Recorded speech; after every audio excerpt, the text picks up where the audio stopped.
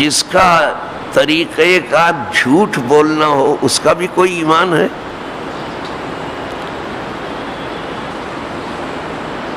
جس کا طریقہ کار امانت میں خیانت کرنا ہو اس کا بھی کوئی ایمان ہے؟ جس کا طریقہ کار وعدہ خلافی ہو اس کا بھی کوئی ایمان ہے؟ جس کا طریقہ کار نفرت انگیزی اور گالی گلوچ ہو اس کا بھی کوئی ایمان ہے؟ ایمان ٹھیک کرو. سوال عمل سے ہو رہا ہے، حضور اس سوال کو ٹھیک کر رہے ہیں. سوال اگر کہیں سے کمزور ہوتا تھا تو اس کو حضور پہلے ٹھیک کرتے تھے. یہاں جیسا سوال ہے ویسا لکھ مارتے ہیں مفتی لوگ. سوال میں اگر کچھ کمزوری ہے تو اس پہلے سوال کو ٹھیک کیا جائے. تو سوال عمل کا تھا، جواب حضور ایمان سے دے رہے ہیں. اس سوال کو ٹھیک کر رہے ہیں کہ پہلے اپنی فکر کو صحیح، فکر صحیح چاہیے، عقیدہ صحیح ہونا چاہیے، ایمان مضبوط ہونا چاہیے، پھر تھوڑا عمل بھی بہت، پھر یکفیک العمل القلیل، تھوڑا عمل بھی تم کو بہت کافی ہے. حضور فرماتے تھے اخلص دینکا، اپنے دین کو خالص بناؤ، پیور بناؤ، پکے اور سچے مسلمان ہو جاؤ. یکفیک العمل، اپنے ایمان کو خالص کرو، تھوڑا عمل بھی کافی ہو جائے. اپنے عقیدے کو خالص کرو، مضبوط کرو، تھوڑا عمل. تو حدیث پاک میں سن رہے ہیں آپ، ہم حدیث کے عنوان سے کچھ دنوں سے یہاں درس دے رہے ہیں. جس کے نصیب میں سننا ہے وہ سنتا ہے، اور جو بے فکر ہے اس کو کون کہے گا کہ آپ جاگ جاؤ.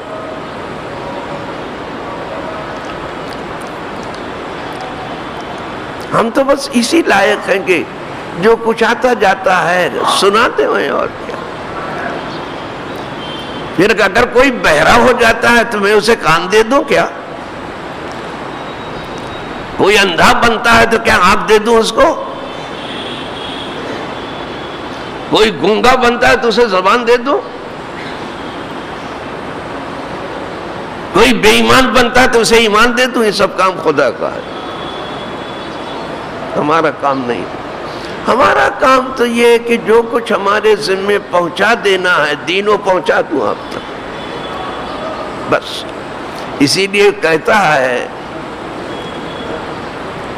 آخر میں مقرر وما علینا الا البلاغ، ہمارے اوپر صرف دین کی باتیں پہنچا دینے کی ذمہ داری. زبردستی کسی کو دیندار بنانا نہیں ہے کہ بھئی آپ ہو جاؤ. ہمارا کیا فائدہ؟ اگر آپ شکر گزار ہوئے میرا کیا، اور اگر آپ ناشکرے ہوئے میرا کیا؟ تمہارا اپنا بھلا ہے. ہمارے پر کوئی احسان نہیں ہے.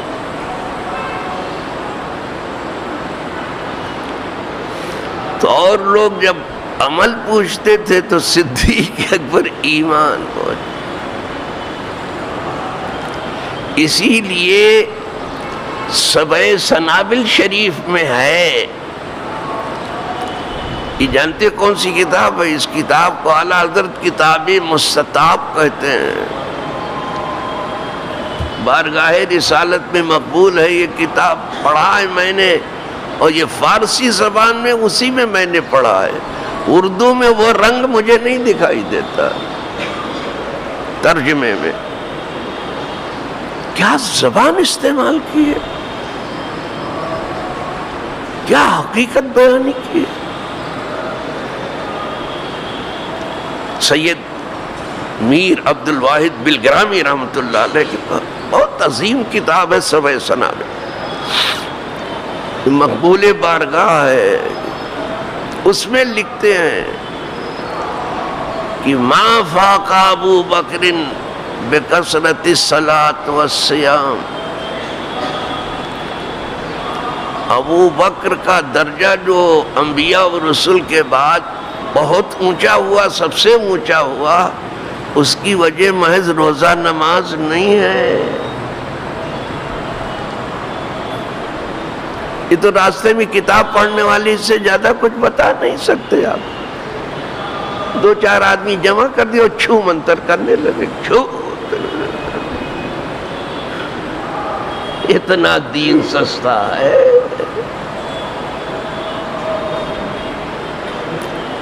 یہ چھوکروں کا کام ہے۔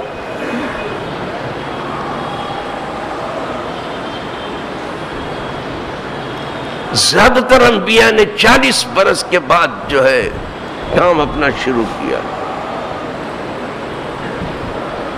بچوں کا کام ہے دین، جو خود ابھی نہیں سمجھ رہے ہیں کچھ، آپ کو کیا سمجھا دیں گے؟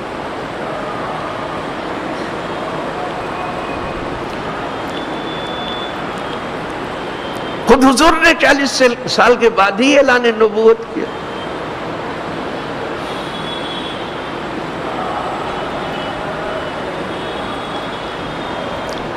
حضرت عیسیٰ علیہ السلام نے بچپن ہی میں انی عبداللہ آتانی الکتاب وجعلنی نبیہ، بچپن میں کہا، یہ ماں کی برات ظاہر کرنے کے لیے، جو ماں پہ تہمت لگ رہی تھی۔ یہ بچہ کہاں سے ہے؟ تو بولے ضرور اس وقت، لیکن کام بڑے ہو کر کے ہی شروع کیا۔ یہ بڑوں کا کام ہے، بچوں کا کھیل نہیں ہے دین۔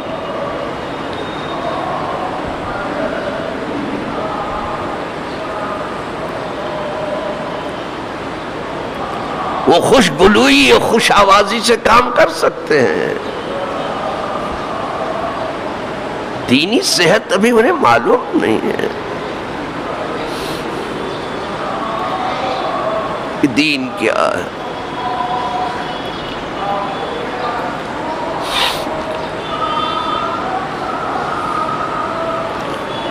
تو لکھتے ہیں کہ ما فاق ابو بکر بکثرت الصلاۃ والصیام، ابو بکر کا درجہ تمام انبیاء و رسول کے بعد جو سب سے اونچا ہوا، وہ روزہ نماز کی وجہ سے نہیں ہوا۔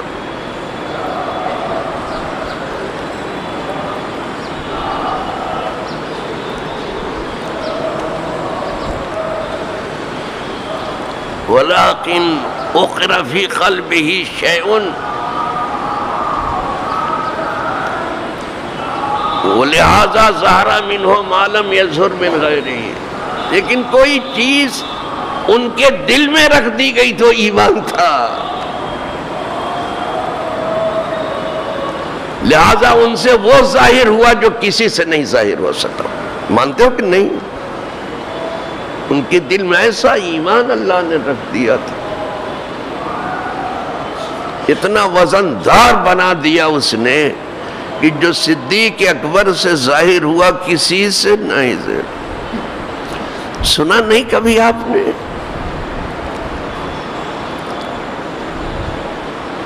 ضرور کسی سے سنا ہوگا، اور نہیں تو آپ سن لیجئے۔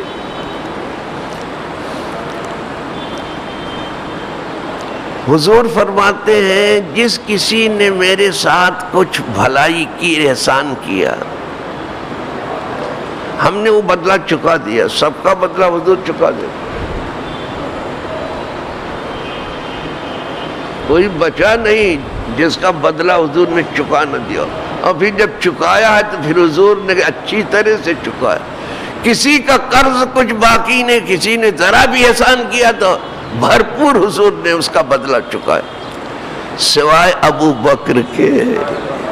سن رہے ہو؟ اس کا بدلہ اللہ چکائے گا، یہ حضور فرماتا ہے، یہ کرم ہے حضور کا فرمانا۔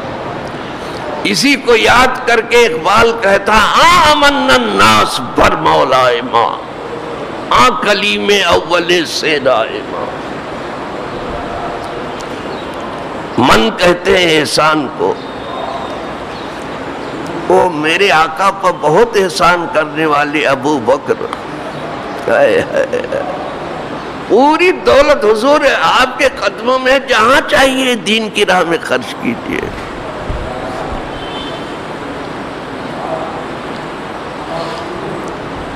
یہاں بھی کچھ علماء و فضلاء اور کچھ پیر و شیوخ جب آتے ہیں اور پوچھتے ہیں کہ بھئی کاروبار کس کا، یہ کارخانہ کس کا ہے، یہ سرمایہ کس کا ہے، تو کہتے ہیں حضرت آپ ہی کا ہے. کہا یہ بال بچے کا سب حضرت ہے، لیکن چھونا نہیں حضرت اس میں سے.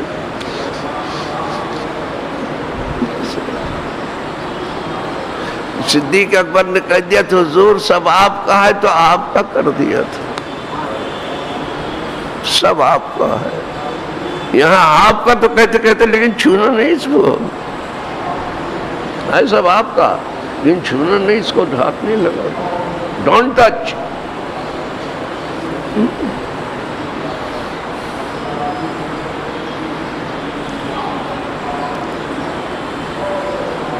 کہتے آمن الناس بر مولائے ماں، کلیم اول سینا، ہمارے سینا کے وہ کلیم اول ہیں. آیا یعنی صدیق، ایسا ایمان تھا ان کو، ایسا کتنا مضبوط ایمان تھا.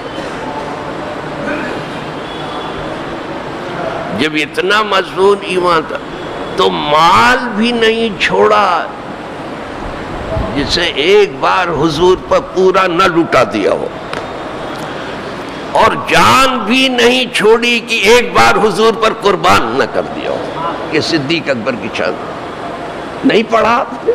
فرصت کہاں ملی کاروبار سے؟ یاد آ رہی ہوگی دکان کی، ہاں مولانا ہم کو لیے بیٹھے ہیں اور پتہ نہیں وہاں دکان کا کیا حال ہوگا. کیا سیکھو گے آپ، کیا سمجھو گے آپ؟ آپ کا کام نہیں ہے. یہ دین کا راز کون سکھائے گا اور کون سنے گا؟ لیکن ہم چونکہ پابند ہیں اس لیے چلو ٹھیک ہے کر دیتا.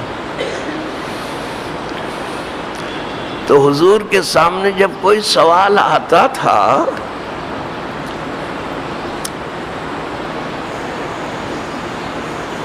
تو سوال میں جو کمزوری ہوتی تھی اس کو ٹھیک کر دیتے تھے.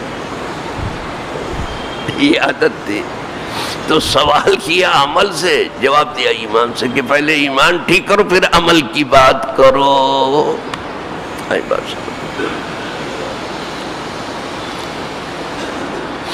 چلو ہو گیا، جواب دے دیا. اب اس سوال کرنے والے نے کہا اچھا حضور پھر ثم ماذا، اس کے بعد پھر حضور ایمان کے بعد پھر کون سا عمل سب سے اچھا ہے؟ کہا الجہاد فی سبیل اللہ، الجہاد فی سبیل، یعنی اللہ کی راہ میں اتنی کوشش کرنا کہ ضرورت پڑے تو اپنی جان بھی نچھاور کرو. اللہ کی راہ میں جہاد کرنا. سائل ابھی بھی نہیں رکا پوچھنے والا، وہ کہہ رہا قیل ثم ماذا، حضور پھر اس کے بعد؟ قال الحج المبرور، یہ حج آ گیا جس کے لیے اٹھایا تھا. کہا مقبول حج، صرف حج نہیں، صرف حج نہیں کہا، حج الحج المبرور، مقبول حج. سب حج مقبول نہیں ہوتا.